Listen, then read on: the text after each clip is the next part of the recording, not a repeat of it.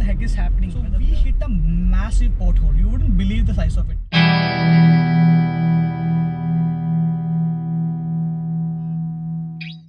Hello guys, welcome to our channel Reviewing Indian. Today we are going to do the 5000 kilometer or 6 month review of my 1 liter Polo TSI. So you guys know that I just bought it in July. So I have driven over 5000 kilometers. So recently I did the 6 months checkup, and so I thought I'll just make a detailed review on the vehicle, which includes the good, the bad, the issues I've faced, the mileage, the service cost, everything. So let's do my style, the drive log, and let's talk about it.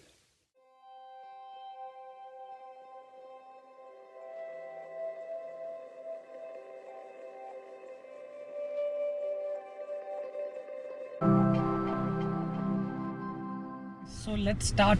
So you guys know that I just covered around 5298 kilometers, and I just bought the vehicle in July, so now almost or more than 6 months over.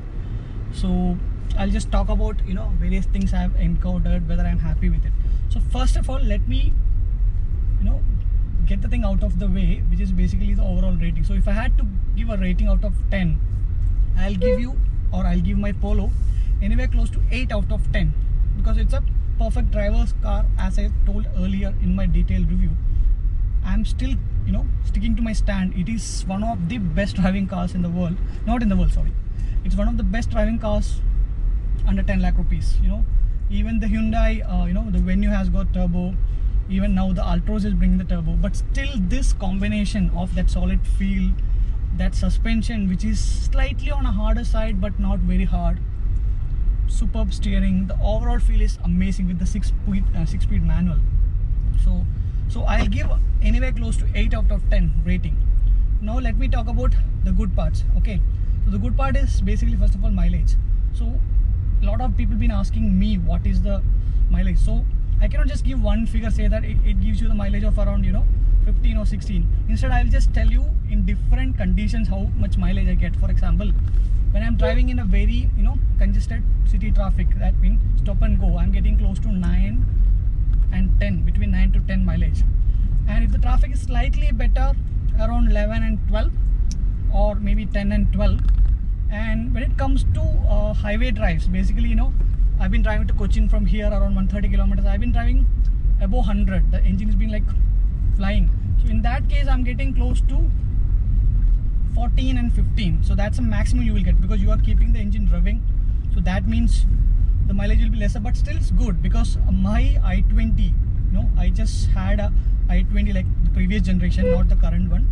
It used to give me like anywhere close to 15-16 maximum, because that engine, despite only producing 82 horsepower compared to this 110 horsepower, couldn't give much mileage. It was less efficient and less powerful. It could only give 15 to 16 mileage.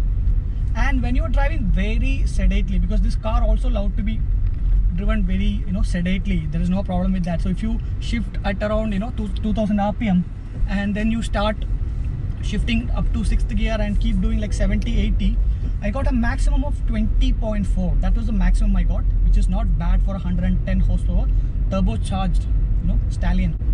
Instead of 20, you can just keep it in your mind that if you drive very carefully, you'll get between 18 and 19. That's all.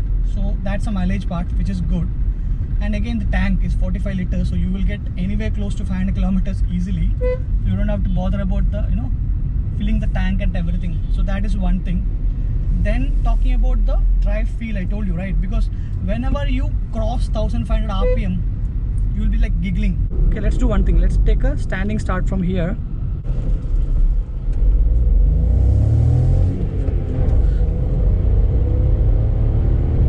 And it's uphill, I'm telling you. Ooh, still look at the speed, man. Ooh. Now downhill. Ooh, 100 cross easily. And it kind of makes you smile, grin, giggle, whatever it is, whenever that turbo kicks in. And there's no problem with the the handling or the ride quality. The ride quality is another part. I thought I told you in the review that it's good, but it's even better than I expected, because in bad roads with three or four people, it kind of gives you like very supple ride quality. But if it becomes too bad, it will start bouncing like any other car, because the suspension is on a stiffer side, slightly stiffer side. So, but still it's a very balanced car. Then gear shifting is good. Initially it was a bit notchy, you know, the shifting was not that great. But now it had become, you know, I think run in and the things are good. But it's not still perfect, like, you know, the i20 had a better shift, I would say. Then braking is also good, not great. The initial bite is not there, but it's kind of a relentless. It won't fade or something, and good. And then AC performance is very good. I always keep it around 24 or 25, even in the hot condition. With 2 or 3 people, it kind of cools very well. So that's about that. Then the service cost, because I thought, you know, being a Volkswagen, the service cost will be high. I didn't do any service as such, so I had to do a 1,000 kilometer mandatory check once I, you know, complete the 1,000 kilometer mark. Then they will just check and do the top up everything. So it only cost me like around $1,000 because not because of the service cost, because I did the washing and I also did the sanitization, which was slightly expensive at $400. So close to $1,000 I spent for 1,000 kilometer checkup. Then I did recently did a 6 months mandatory checkup where there is no topping up of oil or anything. They will just check and maybe tighten some parts or something. That's all. It took like less than an hour to complete, and that was like free. You don't have to pay anything. It was like free. So that was there. And I used to take for a couple of, you know, washings and all to Volkswagen Service Center itself, because they used to do a pretty good job. So that was like $550 for a complete wash and vacuuming and everything. So that's all about the expenses. Now I'll talk about a couple of niggles I have faced and one big problem I had. And even that problem is not a fault of Polo. I'll just talk about that. So one thing was that because you guys know that I've just driven, you know, from Chennai to my hometown in Kerala, and after coming here and after the first checkup, what happened was that whenever I do a complete left turn or right turn, especially in stationary, when the vehicle is stationary and you take a full turn, you will hear a sound of sound. So I was like really worried, what the heck is happening, whether the steering rack is gone, whether it got dislocated or something. So I took it to the Volkswagen, and that guy quickly checked and said, no sir, it's just that the rubber boot, you know, the steering column has got a rubber boot where there is a movement. So it's on both sides, I think. So the rubber boot gets harder, or it kind of becomes dry because of lack of greasing. So it took them like 5 minutes to put some grease and the sound is gone. That happened at 2,000 something kilometers. It's been like now 5,200 and something kilometers. I didn't face any issue after that. Even after 3,000 kilometers, now there is no sound like that. So it was small nickel. One big thing happened was that I was just driving to a temple, and we had like 4 people inside, you know, me, one co-driver, then 2 guys at the back.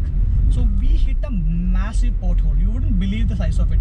Maybe like 3/4 of, you know, feet deep and couple of feet wider. We hit it like at around 60 or 70 kilometers per hour, like boom. What happened was that we were following a lorry at 60, 70, and we didn't see that huge hump in the highway, because that portion of the highway is in very bad condition. So thump sound came, and we just kind of stopped, because I can feel a slight drag in my steering. It was not like going like this, and I stopped and checked, and the left front tire was burst. So that was gone, because it was kind of, fortunately nothing else happened at the front because the tire took the impact. So no suspension damage, nothing. But the front left alloy got bent in the sense that not very like much noticeable, but inside of the alloy there was a slight bend. And the rear left, I'm talking about only left side, the rear left tire had a bulge. So I had to change the front left tire at MRF dealer. He charged $6,800, not a problem. And he's a good dealer. What he did was that the rear he claimed as a damage or a manufacturing defect, so I got it for free. So front I paid 6,800, rear I got it for free. We put the alloy at the front. We took the alloy and put it at the back, because if you put a bent alloy at the front, your steering will feel, you know, wobbly, or it will start vibrating. And in a driver's car, it's not, you know, mandated, or it's not like you're not supposed to do that. So as a safety precaution, they kind of put the front alloy at the back. So now at the front I have 2 new tires, because front is important, and at the back I have old tires. So that's $6,800 and some $1,000 for, you know, the balancing and everything. So that is there. Now what happened was that the alloy cost, I'm just trying to get it, you know, to some mechanic and get it repaired, but the dealer said that, sir, it's $12,000, and even if they do a good job, it is not sure that whether the alloy will become like normal shape. So he gave a proposition that I can claim it as damage. So only I have to pay 2,000 bucks. The alloy cost was like 12,000 bucks. So he said, sir, we will claim as insurance, and you have to only pay 2,000 bucks. The 10,000 bucks the insurer will take. So I'm just waiting for that. Also, one thing I'm planning is that I need a reversing camera. I don't have any problem with this reverse parking sensor, but I had this i20 reversing camera which was really good with dynamic guideline. So he said it's around 12,000 bucks original Volkswagen reversing camera. So I will fit that when I change the alloy. So that's the only bad part. And not so bad is the people carrying capacity, because I never wanted to carry 5 people, so I don't have any problem. You can keep guys like 4 medium-sized guys. One second, I'm just overtaking. Woo! So it's good for 4 medium-sized guys and maybe a kid. So that's all regarding the seating. So if you are expecting, like, you know, all the guys in your family are like above 6,000, oh, not 6,000, sorry, all the guys in your family are above 6 feet tall, it might be difficult. So because it's a compact car, so just think about that. Go to the dealership, because people are keep asking. So what I'll do in this same video, I will just show the maximum legroom and the minimum legroom. So let me talk about the legroom part, because even in the detailed review there was a lot of questions. So as I told now that, you know, if you're a very tall person, all of your family members are very tall, above 6 feet, it might be slight issue. So for example, this driver seat is in my position. I am 5 feet 7 inches or 172 centimeters tall. You can see that the legroom is good, and I can actually even tuck my leg under the driver's seat, which is a good thing. And as I told you earlier, there is a good, you know, amount of under thigh support as well. And now this seat is in the backmost position, like, you know, for a very tall person at the front. You can see that there's not much leg room for that. So you can see it's very tight. When the person sitting is like above 6 feet tall, like 6 feet 2, 6 feet 3, or even above that, you can see that my knees are touching. I can just sit there. So it might be only good for a small person. But in my driving position, if somebody is driving, then it's good for, you know, a person of my height, or even for a taller person. You saw that, you know, couple of inches leg space is there. So if a child or a small person is sitting at front, or if there is no front passenger, but you want to accommodate 2 people at front, you can see that there is a lot of leg room. And it's the same case at the front also. When you put the seat at the backmost position, you get a lot of leg room actually. Another small niggle is this handrest. So what happens is that it's good and useful, you can keep stuff, but the problem is that when you just keep it like this, the gear shifting becomes slightly problematic. See, you can see that my elbow is kind of fouling. So what I do usually is that I kind of just keep it like this, then it's good. So that is slightly, you know, a design issue. I think they just put it later, so it was not part of the original design. Since other competitors were giving it, they kind of gave it, and that means you kind of, you know, have to accommodate this thing. Also, I'll show the boot space, because there's been a question about that. So I don't have any problem with the space, because I'm not a big guy. I'm just 5 feet 7, and my wife is like 5 feet 3 or something. And most of us in our family, like, you know, small people, not like vertically like very tall. If you are like tall guy and looking for some, you know, accommodating tall people, there will be slight problem. But other than that, I'm happy.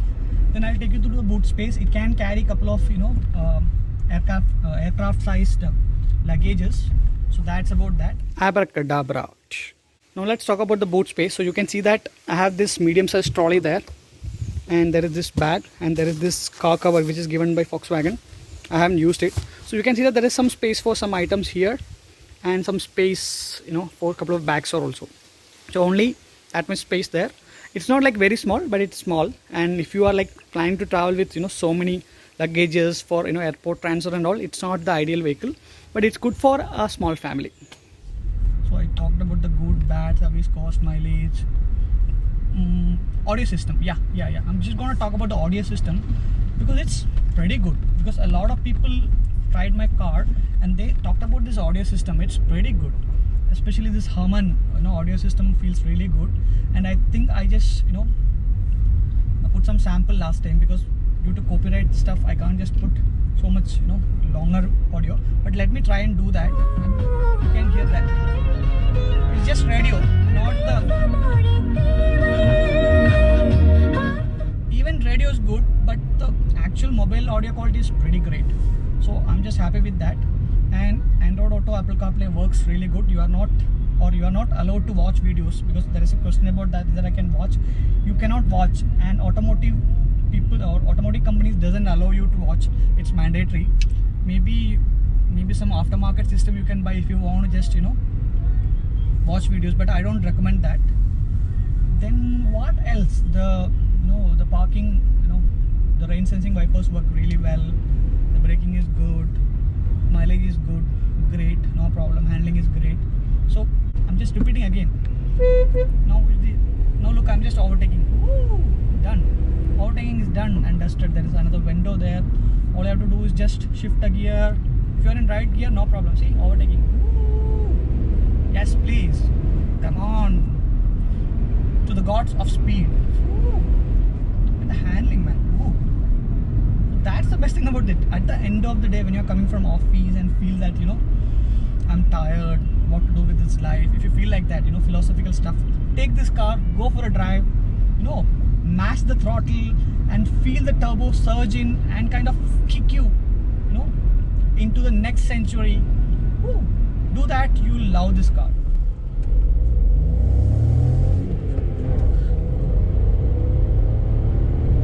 And it's uphill, I'm telling you. Ooh, still look at the speed, man. Ooh. Now downhill. Ooh, 100 cross easily. Whew.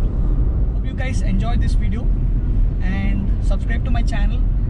Give a like, put your valuable comment. I'll try to reply to you as early as possible.